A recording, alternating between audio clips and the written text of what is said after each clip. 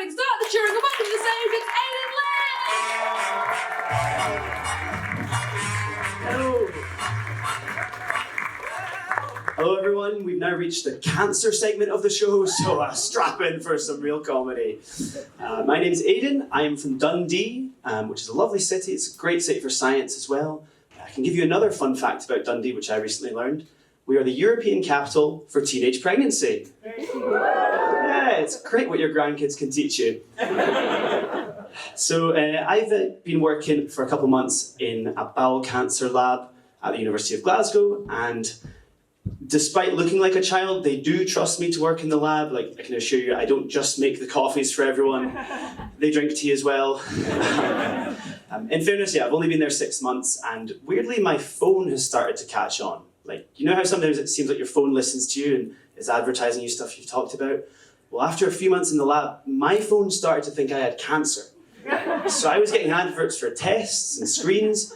Last night I got invited to a prostate exam. Best hinge date of my life. I'm going to lose my job tonight. So I think to explain the research that I'm part of, it's probably best to start where a lot of people's experience with bowel cancer begins, and that is on your 50th birthday. Because when you turn 50, the NHS will send you a stool screening kit. Now, this was a great cover-up when my dad turned 50 and me and my brothers didn't have a present for him. We just rewrapped it, went, "Hey Dad, happy birthday." Want to send someone your poo and not get arrested this time? So basically, yeah, you send your poo off to the NHS and they'll test it for any blood. I tried writing some jokes about this, but they were bloody shites.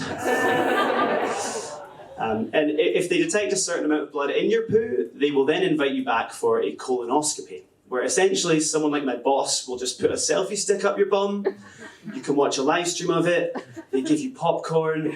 This might have been my hinge date, actually. But essentially, they're looking for anything bad up there. And the colonoscopy itself should take 30 to 60 minutes, which is a couple episodes of Friends, in case you were wondering.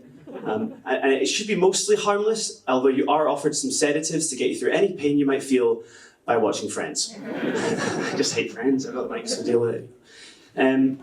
So calm down. During the colonoscopy, they're going to remove mainly these things called polyps. Polyps, which is way too fun a word for something so serious, to be honest. It's half the reason I signed up for the job. Polyps. And polyps are precancers. They're these little balloon-shaped things, and so they're not yet cancer, but if they go, unchecked, they can grow into something more serious. So they remove all of these, and then based on things like the number of your polyps and the size of your polyps, they will judge you as being at either low or high risk of getting another one in future.